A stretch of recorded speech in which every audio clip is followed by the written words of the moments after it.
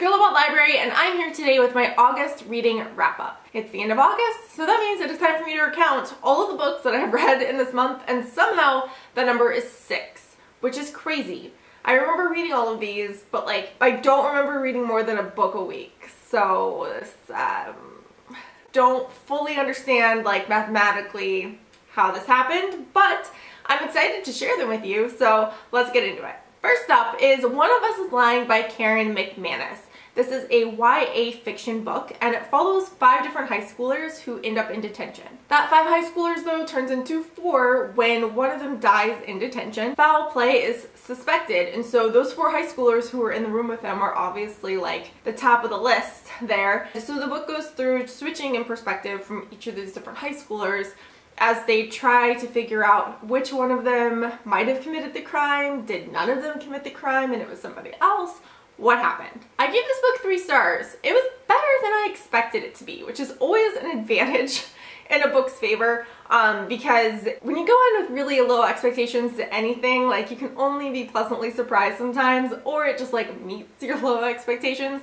But yeah, I had fairly low expectations for this after looking at Goodreads and other people's reviews, because it seemed like the people whose opinions I tend to align with didn't enjoy it. So I mean, I think it's a solid 3. It was kind of cheesy at points. There was definitely some YA cheese in there, but it also genuinely kept me wondering. I did not know until maybe the last 4th of the book who committed the crime. I hadn't guessed kind of what had happened, and I respect that. It is not easy to keep people guessing. So yeah, solid 3, better than expected. I also read It Ends With Us by Colleen Hoover. This is my first Colleen Hoover. Wanted to give it a try. Had to try the author out. And I don't know if I'll do that again. But I gave this book 2 stars. And again, it was better than I expected it to be. This book follows a woman who falls in love with a man. He's a neurosurgeon. He's successful. Seems like he's kind of the perfect guy. Turns out that he is abusive, and so there's that storyline, but there's also a little bit of a love triangle. There's a couple of different subplots, but for the most part it focuses on the relationship between this woman and man and the unhealthiness that ensues. I'd always heard that Colleen Hoover's books were pretty problematic, and I definitely ran into that. It was later in the book than I expected. I thought it was going to be consistently problematic right from the beginning. That wasn't the case, for me at least. It wasn't until the very end of the book, and I don't want to go into it because it's spoilers, but it wasn't until the very end of the book where I was really okay, I got a problem. Oh, text. Yeah, it wasn't until the very end of the book where I was I have a problem with what's going on here and how this is being represented. Not loving it. Through the beginning of the book, though, I didn't have that problem as much. And reading through the reviews on Goodreads, it kind of seemed like people wanted the book to be something that it wasn't. They wanted a story about a woman who finds out their, partner is an abuser and immediately, leaves, immediately, makes all the right decisions as this, perfect example for women to read. And not only is that not accurate, and she wanted to tell a story about a woman who discovers that her spouse is abusive and doesn't leave immediately and maybe doesn't make all of the right decisions, and it's realistic, I think, because of that. Towards the end of the book, though, that realism became problematic for me because of the way some of her decisions were represented. But if you've read it, comment down below and let me know what you thought of it, because yeah. Next up is my favorite read from the month, and that was Us Against You by Frederick Bachman. Every time I say his name, I have to try, which I should. I'm not, but every time I almost pronounce it wrong, and then sometimes save the day, sometimes pronounce it wrong. I love this story. I love this small town. I love his writing. This is the second part in a duology, which feels weird to say because we don't usually have those in adult fiction, but it is this town called Beartown, which is the name of the first book, and this is the second part of that, Us Against You. Beartown follows this small town hockey team, but also the community and people. It's really not, it's about as much about sports as Friday Night Lights is about sports. It's mostly about the community and the things that happen to the people in it. I gave this book 4 stars. I gave Beartown 5 stars. 6 stars. Can we give out 6 stars? I gave it all of the stars. Us Against You, I only gave 4. It did some sequel-y things that were kind of annoying. I don't love it when the author, like, in part has to assume that people read the first book, but also gives a lot of summary in the second book of the first book. Like, it's kind of, seems like it should be one or the other, but he kind of tried to do both. And I also didn't find, like, the story quite as compelling, but still great book. If you read the first one, highly recommend the second one. If you haven't read the first one, do it. After that, I read Words on Bathroom Walls by Julia Walton. I picked this up for a book club that I am a part of, an IRL book club. I know, wild. So it isn't a book that I necessarily would have chosen for myself, which makes reviewing it more difficult. I feel like I'm kind of coming at it from another angle that's not necessarily like super fair to the book, if that makes sense. Question of the video, because I want to start doing those. How do you feel about reviewing books that you did not pick out for yourself? Do you feel like you're maybe like a harsher critic, or like since you're not the target audience, it's a little bit harder to review and think about maybe? I don't know. Comment down below, let me know what you think. Anyway, I give this book 2 stars. It's a solid 2 stars. But I really, It's about a teenage boy who has schizophrenia, and the entire book is written in letter form. The main character goes to therapy sessions, and while he's in the therapy session, he does not talk. His therapist talks to him, and we don't see any of that. All we see are the letter responses that he is writing to these therapy sessions.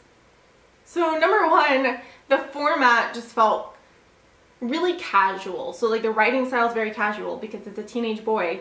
He's writing letters. But at the same time, which I don't like reading that anyway, that's not my favorite writing style. But on top of that, the reason he was writing so casually, like this letter thing he was doing, just felt really implausible, like very unlikely. And so that was kind of a weird juxtaposition. On top of that, I could not stand this main character. He just comes off as a teenage jerk for like most of the book. And I really didn't like it. But at the same time, looking at Goodreads, it's got 4 stars on Goodreads, and it seems like a lot of YA readers are really enjoying it. I could see if you were a teenager and maybe had schizophrenia, knew someone with it, someone with a mental health issue or close to you has that, maybe you would relate very strongly to this book. Certainly there are books that I've read, like Turtles All the Way Down, that people have read and been like, this is trash. But I'm like, this is gold because I relate so much to it. And Words on Bathroom Walls was not that for me, but it could be for someone else, which I think is why it might have so many stars on Goodreads. But for me, it was a 2-star read. Last but not least is America's First Daughter by Stephanie Dray, and there's actually 2 authors for this one, and I'll have the cover over here. So yeah, I gave this book 3 stars. It's historical fiction. It follows Martha Jefferson, who was Thomas Jefferson's daughter. She had super interesting life. I mean, number 1, your dad's Thomas Jefferson. Number 2, her mom died when she was very young, maybe 8 or 9, and she was the only sibling who survived past 25 of her brothers and sisters. So it was sad. It definitely made you glad to be alive in the 2000s. It was a very compelling story. I listened to part of it, and the audiobook is great. The narrator, great. The thing that sticks out to me most about this book is just how well researched it obviously was. There was a ton of detail in there, although there wasn't a note about the research until the end of the book, which always bothers me in historical fiction because the entire time I'm reading, I'm like, is what I'm reading real or not? Turns out a lot of what is in this book was real.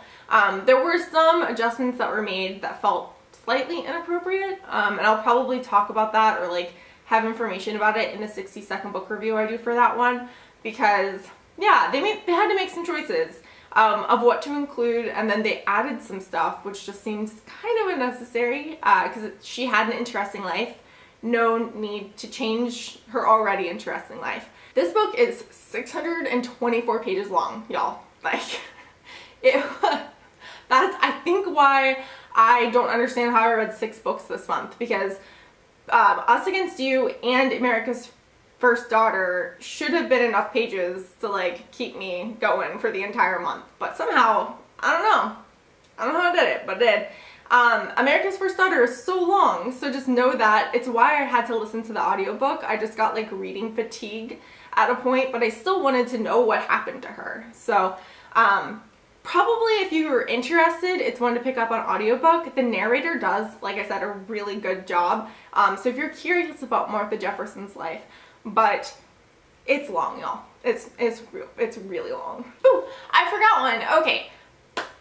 I also read Running with Scissors by Augustin Burroughs, and this book, you guys, cracks me up. So funny, so inappropriate, so sad. I don't know how, but it is like the 10th degree of all of those things. I gave this book 4 stars, and it's like right on the border between 4 and 5 stars. I think if I had just listened to the audiobook, I probably would give it 5 stars just because the timing is like so good. It's hilarious. If you're not familiar with who Augustin Burroughs is, he is a nonfiction writer. He writes memoirs, and he should, because his life is insane. And this book follows his middle school and high school years. And so when Augustin was in middle school and high school, his parents started seeing a therapist. And that therapist kind of, I don't even know how to explain this because it's so ridiculous, but also completely plausible once you get to know his parents. His parents get divorced, and his mom and Augustin move in sort of with this therapist and his like Addams Family type situation there. And then Augustin's mom moves out, and all of a sudden Augustin is living with this family who is not his biological family. Horrible things happen to Augustin because of this abandonment, essentially, although I don't think his mom being there would have necessarily prevented the things that end up happening to him. It's definitely not for the faint of heart. It's terrible, the things that happen to him. But at the same time, the way that Augustin has chosen to process this, at least in the book, is through humor and wit and just like the ridiculousness that's going on. He like looks at it in a way that's really funny. So if you're looking for something like pretty irreverent and also has heart, but like it's gonna challenge you, this book is like, but it's really, really funny. Like, I want to recommend it, but I'm also like, I don't want to spoil it, but some stuff happens, it's problematic. So those are the 6 books that I read in the month of August. Thank you guys so much for watching. If you enjoyed this video, please give it a thumbs up. Don't forget to subscribe for more bookish content, and also please comment down below. Let me know what you read in the month of August. Let's chat. I would love to get some book recommendations. Thank you so much for watching, and have a great day.